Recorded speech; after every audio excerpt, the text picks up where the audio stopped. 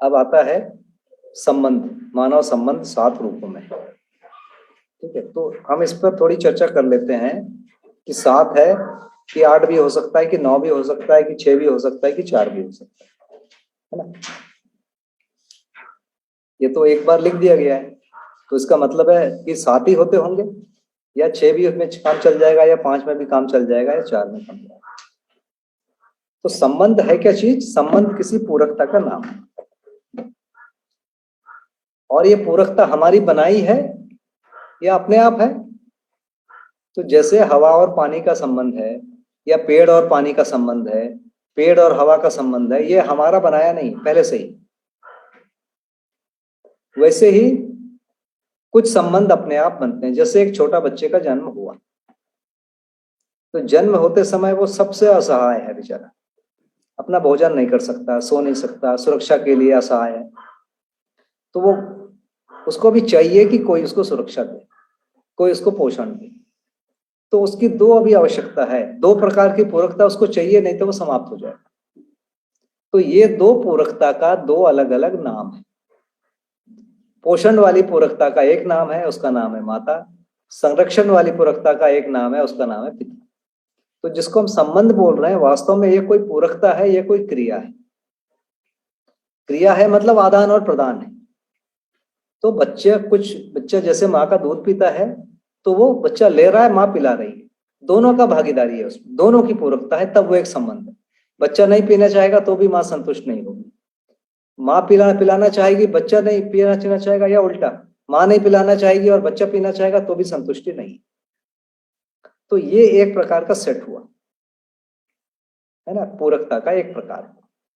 इसके बिना बच्चे का शरीर बचेगा ही नहीं, जीवन की जागृति होगी ही नहीं। तो एक प्रकार की अनिवार्यता है। वैसे संरक्षण, संरक्षण में ठंडी से, गर्मी से, कीड़े मकोड़े से, जंगली जानवरों से, इन सब चीजों से बचाओ।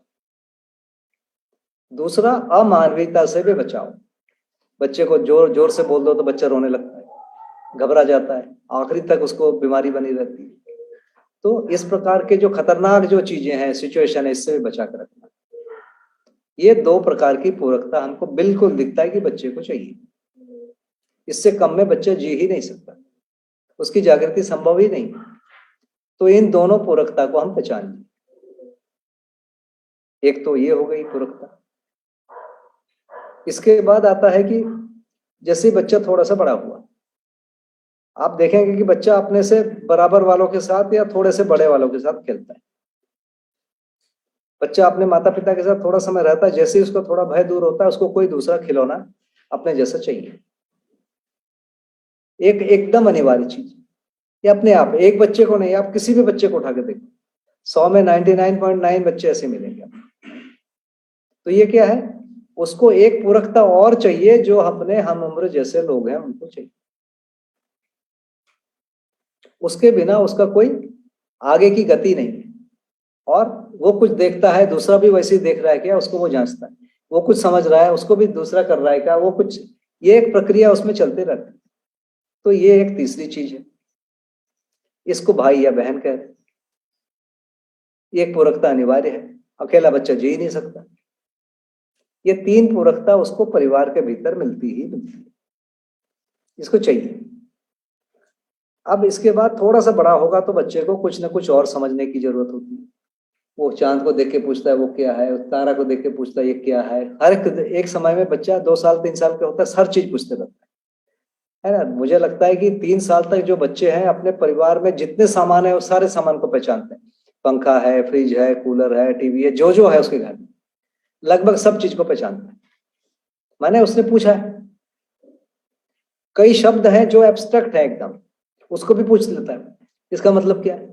सबसे नहीं पूछता, उसने 1 या 2 लोग को तय किया होता है, उसी से पूछता है।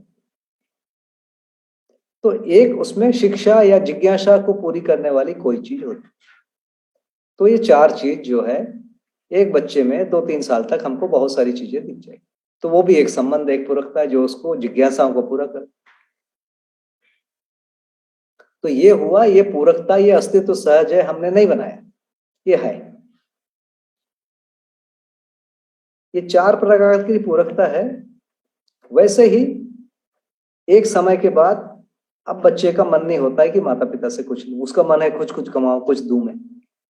तो ये जो चारों है उसमें उसकी ओर से निष्पादित होने लगती है। पहला वो खुद लेने वाला हो जाता है, कुछ समय के बाद वो देने वाले एंड पे पहुंच जाता है, बड़ा हो गया वो।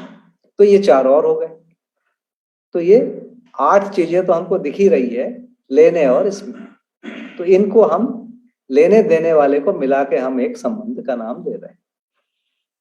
तो पोषण करने वाले का नाम माता, पोषण लेने वाले का नाम संतान, संरक्षण करने वाले का नाम पिता, संरक्षण लेने वाले का नाम संतान, जो खेलना कूदना जो योजना में भागीदारी है उसके लिए भाई बहन,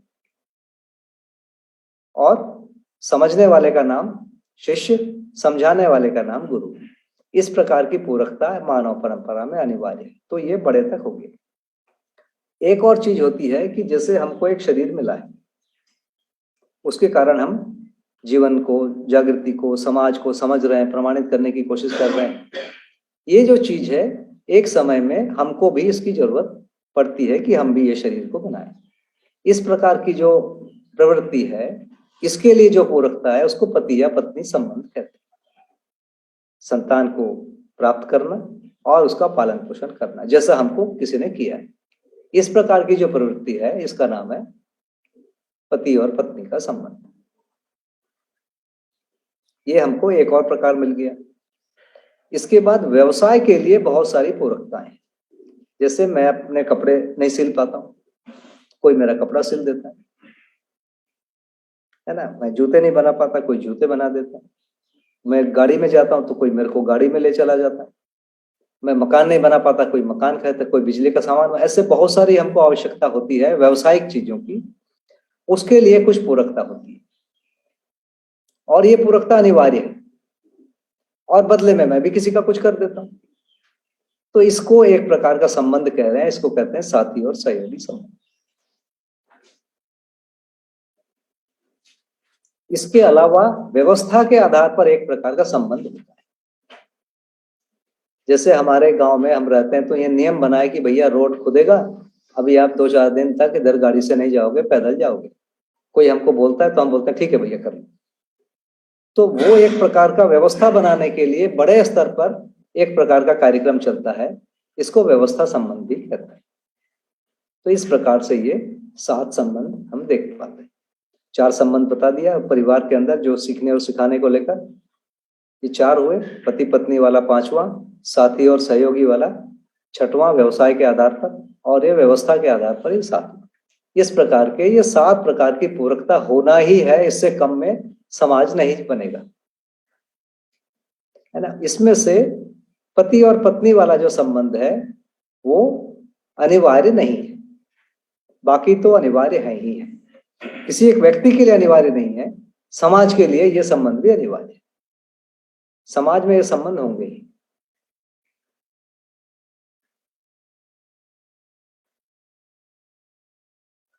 भैया जी भैया पति पत्नी संबंध के बाद ही तो माता पिता संबंध, फिर पुत्र पुत्री संबंध। माता के लिए तो माता पिता, देखिए पति पत्नी का मतलब है कि शरीर को निर्माण करना, है ना। तो शरीर, ये शरीर से होने वाली प्रक्रिया है, ठीक है। तो मान लीजिए किसी के शरीर में कोई कमी है तो फिर वो माता पिता का संबंध निर्वाह नहीं कर पाएगा क्या? पोषण दे नहीं पाएगा क्या? संरक्षण नहीं दे पाएगा क्या? दे सकता है ना। तो पोषण और संरक्षण के लिए अपना ही बच्चा होना कोई जरूरी नहीं।